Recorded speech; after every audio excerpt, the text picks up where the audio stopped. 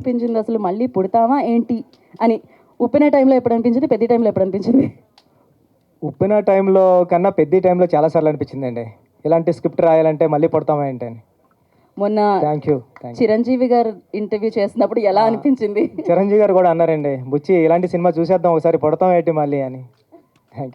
Thank you అండి. Yeah, over to you guys. మీరు yeah ఇప్పుడు మీడియా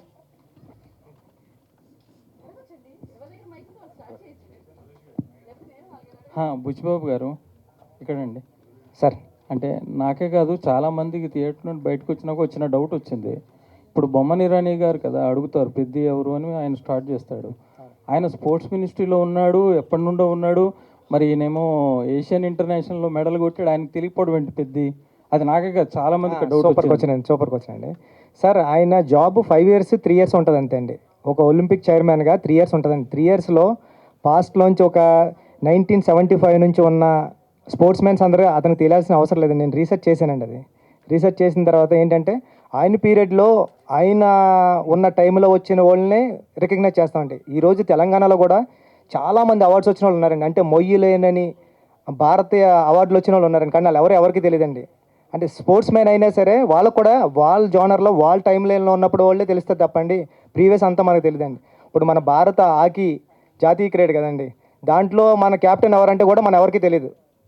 అలాంటి పొజిషన్లో ఉన్నాం సార్ మనం. థ్యాంక్ యూ అండి. Thank you.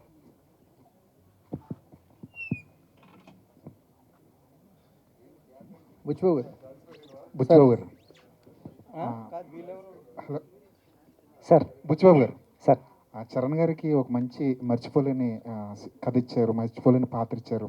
తర్వాత కూడా మీరు చరణ్ గారితోనే ఒక సినిమా చేస్తారని బయట ఒక ప్రచారం నడుస్తుంది.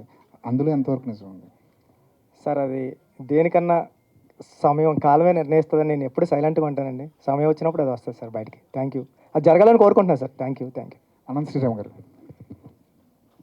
చాలా అరుదుగా వస్తుంది, అన్ని రకాలైన పాటలు రాసే అవకాశం ఒక ఆల్బంలో చాలా అరుదుగా వస్తుంది.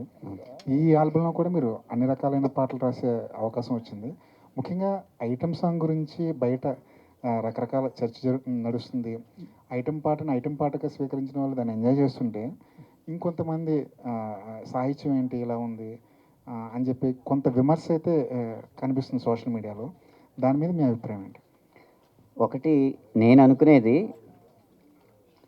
ఐటమ్ పాటను ఐటమ్ సాంగ్లా ఆస్వాదించిన వాళ్ళు వాళ్ళకు ఒక స్పెషల్ ఐటమ్ రుచి చూపించినట్టు, ఐటమ్ సాంగ్ని ఐటమ్ సాంగ్ లాగా ఆస్వాదించిన వాళ్ళు వాళ్ళే ఐటమ్ గర్ల్ కింద లెక్క. ఇక ఆరోపణ అనేది నిర్దిష్టంగా ఉండాలి. మనకు వచ్చిన భావోద్వేగాన్ని ఏదో అరిసేయడానికో లేకపోతే ప్రత్యేకమైన ఎజెండాలు పెట్టుకుని మాట్లాడడానికో ఉంటే మనం దానికి సమాధానం చెప్పక్కర్లేదు. తాత్వికంగా ఆలోచించగలిగేవాళ్ళు, తార్కికంగా మాట్లాడగలిగేవాళ్ళు ఏ వాక్యం మీద ఏ ఆరోపణ నిర్దిష్టంగా చేసినా నిఖార్సైన సమాధానం ఇవ్వడానికి నిజాయితీగా సిద్ధంగా ఉన్నాను. అనంత్ శ్రీరామ్ గారు కామెంట్స్లో కూడా కొంచెం దొంగనా కొడుక లాంటి పదాలు కూడా మీ మీద వాడటం జరిగింది. ఏంటి అవన్నీ చూసారా? అవన్నీ దొంగనా కొడుక అనేది తిట్టుగా మీరు నమ్ముతున్నారా? తిట్టే కదా అది. సో దానికి సమాధానం ఏంటంటే, ఒక్కో తిట్టు ఒక్కొక్క బొట్టుగా హే దిద్దే టట్టు నేనొట్టు పెట్టనా నాకు ఏ రోజునో నీరాజనం పట్టేదా నిందా నా కట్టే కాలేలోగా అని ఈ పాటలో చరణమే సమాధానం. అనంత్ శ్రీరామ్ గారు అదే ప్రత్యేక గీతాలు రాసినప్పుడు ఒక రచయితగా మీరు ఎలాంటి బౌండరీస్ నిర్దేశించుకుంటారు? ఎలాంటి బౌండరీస్ ఎలాంటి ఉండాలనుకుంటారు? రచయిత అనేవాడు అవ్వాలంటేనే వాడికి అవధులు ఉండకూడదు. ఏ గీతానికి ఏ అవధులు ఉండవు. ఆలోచన శక్తి ఒకటే అవధి, ఊహాశక్తి ఒకటే అవధి. బుచ్చిబాబు గారు 2-3 రోజుల నుంచి అంటే కొన్ని ఎక్స్ట్రా సీన్స్ ఉన్నాయి, డిలీటెడ్ సీన్స్, అవి యాడ్ చేస్తారు థియేటర్కి కూడా అంటున్నారు, ఒక టాక్ ఉంది. అండ్ జగపతి గారు ఇంటర్వ్యూలో మాట్లాడుతూ నెట్ఫ్లిక్స్ ఎక్స్టెండెడ్ కట్లో ఇంకా చూడొచ్చు అంటున్నారు. సో ఏంటి, ఏది నిజం? థియేటర్కి ఏమైనా యాడ్ చేస్తున్నారా? రాజేష్, అది ఆల్రెడీ ఎడిట్ చేసాం, అయిపోయింది. ఈ బుధవారం నుంచి ఎప్పటి నుంచి యాడ్ అవుతుంది అదంతా. సో సీన్స్ అన్ని యాడ్ చేసాం. ఎన్ని సీన్లు యాడ్? ఒక త్రీ సీన్స్. దాంట్లో హీరోయిన్ 2 scenes, ఇంకా జగపతి బాబు గారిది 1 scene, రౌండప్స్ అన్నీ ఉంటాయి. ఏదైతే జస్ట్ మిస్ అయ్యారో కొంచెం చిన్నవి అవన్నీ ఉంటాయి. సతీష్ గారు సార్, సోషల్ మీడియాలో అంతా సినిమా చూస్తున్నారు, వీకెండ్లో ఫ్యామిలీస్ కూడా కదులుతున్నాయి. బట్ చాలామంది ఇంకా టికెట్ రేట్ తగ్గిస్తే ఇంకా ఫ్యామిలీస్ ఎక్కువ మంది చూస్తారు, ఫుట్ఫాల్స్ పెరుగుతాయి అంటున్నారు. సో ఇంకా తగ్గించే ఏమన్నా ఈ రోజు నుంచి అన్నీ తగ్గిపోయినాయి. అందుకే ఈరోజు చాలా బ్రహ్మాండంగా ఉంది కలెక్షన్స్. ఈ రోజు నుంచి టికెట్ ప్రైజెస్ లేవు. సతీష్ గారు సార్, ఇది 11వ రోజు ఈవేళ, ఆల్మోస్ట్ సెకండ్ వీకెండ్ కూడా అయిపోయినట్టు ఈవినింగ్తో. ఎన్ని ఏరియాలో ఆల్రెడీ బ్రేక్ ఈవెన్ ఉన్నారు, ఎన్ని ఏరియాలకి మనం జిఎస్టీ ఇవ్వాల్సి ఉంటుంది, ఎన్ని ఏరియాలకి హెల్ప్ చేయాల్సి ఉంటుంది? అన్నీ బ్రేక్ ఈవెన్ అయిపోతాయి, ప్రాబ్లం జిఎస్టీ లేదు. అవసరం లేకుండానే అయిపోతాయి అంటారు. చాలా వరకు అయిపోతాయి. ఓకే. ఏమన్నా ఇష్టం. ఓకే. సతీష్ గారు, తెలుగు రాష్ట్రాల్లో పెద్దకి మంచి కలెక్షన్ వచ్చాయి, ఊహించిన దానికన్నా మంచి రిజల్ట్ వచ్చింది. కానీ నార్త్లోను ఓవర్సీస్లోను ఎందుకు డల్ అయింది అనుకుంటున్నారు? ఓవర్సీస్ కూడా ఓకే, బట్ అనుకున్నంత రాలా. ఓకే. దానికి అది కేస్ స్టడీయే. ఎందుకంటే అన్నీ కరెక్ట్గా ఉండి కూడా ఓవర్సీస్ అనుకున్నంత రాలేదు అంటే అది కొంచెం కేస్ స్టడీ. ఇప్పటి నుంచి అంతా ఇప్పుడు వరకు ఓ రకంగా ఉంటుంది, ఇప్పటి నుంచి ఓ రకంగా ఉంటుంది అన్నట్టుంది ఓవర్సీస్. నార్త్లో ఒక సినిమాని టక్కన పట్టుకుంటారు, ఒక్కో సినిమాని పట్టుకోరు. యాక్చువల్గా ఇది పట్టుకోవాల్సిన సినిమా అయినా మనమే మామూలుగా 40 ఎంత ఉంది. సో ఇంకా ఇంకో వీక్ ఉందని ఎదురు చూస్తుంది తప్ప, ఎందుకంటే బ్రహ్మాండమైన cinema. So how it goes అనేది అర్థం కాదు. బుచ్చిబాబు గారు సార్, మీరు ఉప్పెన్లోనేమో ఒకటి, ఇక్కడేమో ఆల్రెడీ కాల్ అనేది ఉంది కదా. సో ఇప్పుడు దాన్ని బేసిక్గా రెండే ఆ సినిమాలకే ఆయువుపట్టు ఎమోషన్. బట్ ఇప్పుడు దాన్ని తీసుకుని చాలామంది సోషల్ మీడియాలో రకరకాలుగా అంటున్నారు కదా, నెక్స్ట్ ఏం కటింగ్ అని చెప్పి అందరూ అడుగుతున్నారు.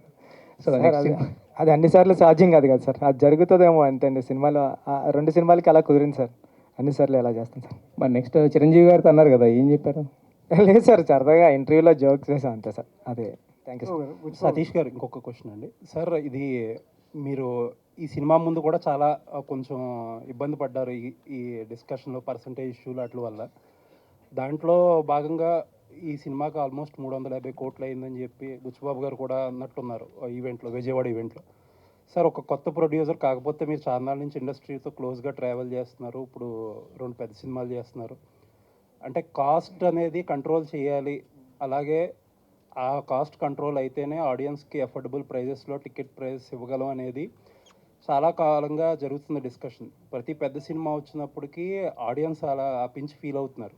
ఎక్కడో అక్కడ ఆగాలి, ఈ కాస్ట్ అనేది పెరిగే కాస్ట్లు, మార్కెట్ అంతా మీకు తెలిసిందే ఎంత ఘోరంగా ఉందో మార్కెట్, ఎక్కడో అక్కడ తగ్గాలనే డిస్కషన్ జరుగుతుంది. ఒక నిర్మాతగా ఏంటి మీ ఉద్దేశం ఏంటి ఇందులో?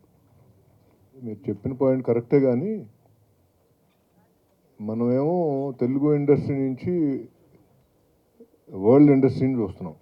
అంటే పాన్ ఇండియా, పాన్ వరల్డ్కి వెళ్ళాలని మన ఇండస్ట్రీ చేసే ప్రయత్నం అది.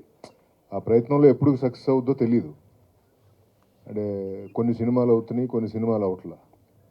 సో అలాంటి సిచ్యువేషన్లో ఈ పెద్ద హీరో సినిమాలు ఉండేది సంవత్సరానికి 2-3 ఉంటాయి. సో దానికి కూడా మనం వారమో 10 రోజులు తెస్తాం, మళ్ళీ ఆ తర్వాత ఫ్రీ రన్నే ఉంటుంది. సో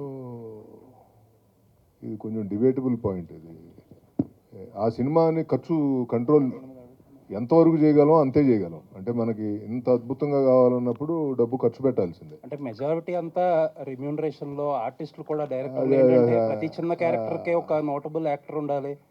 అది చాలా తప్పండి, దాంట్లో చాలా తప్పు. జనాల్లోకి తీసుకెళ్తున్నారు రెమ్యూనరేషన్స్ అనేది. అది 100% తప్పది. సో అదేం కాదు. అంటే పెద్ద మెజారిటీ 350లో ఎంత పర్సెంటేజ్ రెమ్యూనరేషన్ ఉండొచ్చు అండి, ఎంత పర్సెంటేజ్ మేకింగ్ ఉండొచ్చు? పర్సెంటేజ్ అడుగుతున్నా, లెక్కలు అడగట్ల. 60% సినిమాకి ఖర్చు అయింది, రెమ్యూనరేషన్లో 40% అయింది. ఇది కరెక్టు, బట్ అది నరేటివ్ ఏమో డిఫరెంట్గా వెళ్ళుద్ది. ఎందుకంటే మనం సినిమాని అందరం నమ్మి సినిమా మీద అవుట్ అండ్ అవుట్ ఖర్చు పెట్టుకుంటూ వెళ్ళాం. ఎందుకంటే ఇలా ఉండాలి, అలా ఉండాలి, ఇది మంచి సబ్జెక్టు, జనాల్లోకి తీసుకెళ్ళాలంటే ఇలా ఉండాలి, ఇలా ఉండాలని మనం ఎక్కడ కాంప్రమైజ్ అవ్వకుండా ఖర్చు పెట్టాం. బుచ్చిబాబు గారు, నాది కూడా అదే రిలేటెడ్ ప్రశ్న సార్. ఇప్పుడు ఇందులో మీరు అంటే మీ గురుగారి సినిమా పుష్ప చూస్తే కనుక అందులో అందరూ చిత్తూరు యాక్సెంట్ మాట్లాడతారు, బాగా ఎమోషన్స్ బాగా క్యారీ అయ్యాయి. అందుకని ఇప్పుడు మీరు ఇందులో చూస్తే కనుక అన్నీ వేరే లాంగ్వేజ్ వాళ్ళనే పెట్టారు. మళ్ళీ విజయనగరం బ్యాక్డ్రాప్ అంటారు.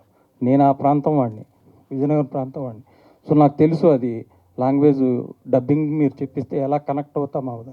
అంటే తెలుగు వాళ్ళు అంతమంది ఉంటుండగా ఎందుకు మీరు హిందీ వాళ్ళని అంత బొమ్మని రాని దివ్యేందు అంటే వాళ్ళు మంచి నటులు కాదని నేను అనట్లేదు.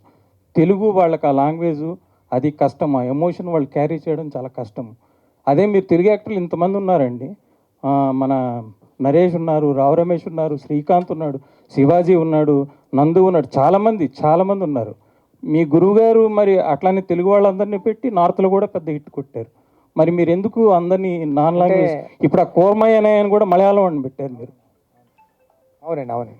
తెలుగు వాళ్ళని పెడితే లాంగ్వేజ్ క్యారీ అవుతుంది కదండి, కట్ సార్ మంచి ఎమోషన్ వస్తుందిగా మీకు. ఇంకా తెలుగులో ఇంకా బ్రహ్మాండంగా చేసేది, మీకు బడ్జెట్ కూడా తగ్గేది అప్పుడు. కట్ సార్ మీరు చెప్పింది. అంటే బొమ్మన్ ఇరానీ గారు అంటే నార్త్ నుంచి వచ్చిన అయినారు కాబట్టి బొమ్మన్ గారిని అది పెట్టాం సార్. ఇప్పుడు అందరూ అదే పాన్ ఇండియా అని అందరినీ తెచ్చేసుకుంటున్నారు. లేదండి, ఫ్యాన్ ఇండియా కథకి ఆ క్యారెక్టర్ సూట్ అవుతుందని అలా ట్రై చేసింది తప్పండి. తెలుగు వాళ్ళు చాలా ఇప్పుడు మన ఎవరు రావు రమేష్ గారు తెలుగు, ఆయనకు ఒక సీన్ ఇచ్చారు మీరు. ఆల్రెడీ 2 సీన్లు ఇప్పుడు యాడ్ చేస్తున్నామండి. అందుకే మీరు చూడొచ్చు. అంటే ఇప్పుడు బయట టాక్ ఏంటంటే ఎస్పి రంగారావు గారు, నాగభూషణం గారు, రావు గోపాలరావు గారు లాంటి వాళ్ళు ఉన్నా ఇప్పుడు హిందీ యాక్టర్ల దగ్గర వీళ్ళని ఒక్కొక్క సీన్ నిలబెడతారని అంటున్నారు. అంటే జనరల్గా మన తెలుగు సినిమాలో తెలుగు వాళ్ళు అసలు చూడడం కష్టం అయిపోయింది కదండి. మీ గురుగారి దగ్గర మరి అది నేర్చుకోలేదా? తప్పకుండా అండి, ఈసారి అలా పెడతానండి తెలుగులో.